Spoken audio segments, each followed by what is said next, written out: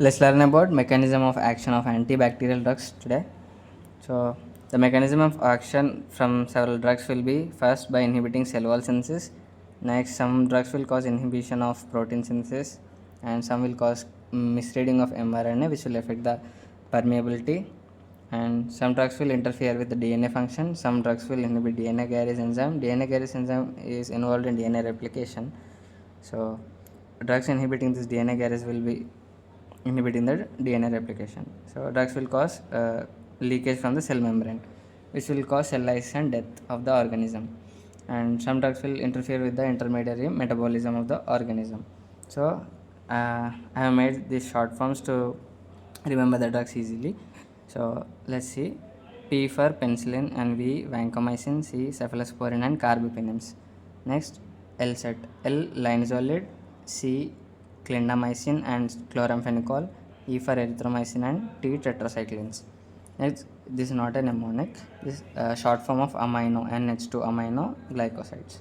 Next, polycap polymyxin, C for colistin, A for amphotericin B, B for bacitracin, and short form of fluoroquinolones FQ.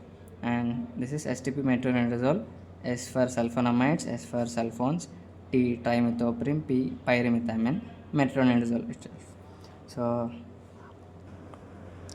I made this diagram to get to easily remember the classification. So first, this is a bacteria. So I will explain the diagram. This outline is cell wall, and this inner line will be cell membrane. And consider metabolism is occurring in the cell, and transcription and translation are occurring here.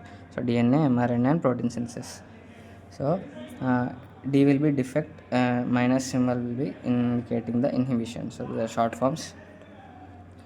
So first we'll go from out to in. So first, drugs inhibiting the cell wall synthesis will be PVC, penicillin, vancomycin, chloramphenicol, and drugs causing defect in the cell membrane will be polycap, polymyxin, colistin, amphotericin B, and bacitracin.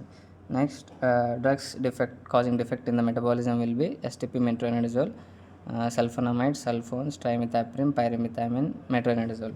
And drugs causing defect in the DNA function is rifampicin. Drugs inhibiting the DNA carrier enzyme is fluoroquinolone. And drugs causing misreading of the mRNA is aminoglycosides like erythromycin, gentamicin. And drugs causing inhibiting the protein synthesis is LSET, linezolid, erythromycin, tetracyclines, and chloramphenicol. And let's learn in depth of mechanism of action. So drugs inhibiting the cell wall synthesis will cause weakness in the cell wall, so thereby bacterial lysis and death of the organism. Next, drugs causing defect in the cell membrane causes leakage of the contents from the organism and death of the organism. And drugs will interfering with metabolism. Next, drugs inhibiting DNA carriers. So DNA carriers, as I told, it is DNA replicating enzyme. So drugs inhibiting the DNA carriers will inhibit the DNA replication. So and drugs interfering with DNA function, and drugs causing misreading of mRNA. Misreading of mRNA will cause formation of non-functional proteins, so which are not toxic to us when released. And inhibition of protein synthesis. Proteins produced by bacteria may be toxic to us, so thereby these drugs inhibiting the protein synthesis will inhibiting the toxin synthesis. So it will be easy when we remember this in diagrammatic representation. So I have made it. So thank you. See, prevention of drug resistance. As misuse and overuse of antimicrobials is the major cause for developing the drug resistance in the organisms. So first, no indiscriminate and inadequate or unduly prolonged use of antimicrobial agents should be made. So for example, for a patient came with acute localized infection like a wound infection, so in that case we should prescribe only the symptom determined shorter courses of antimicrobial agents, narrow spectrum antibiotics like penicillin and streptomycin, erythromycin, like this. And next, second one, prefer rapidly acting and selective, so antimicrobial agents whenever possible.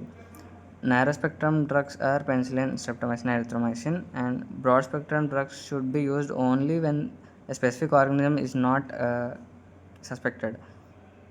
So tetracyclines and chloramphenicol are broad spectrum antimicrobial agents.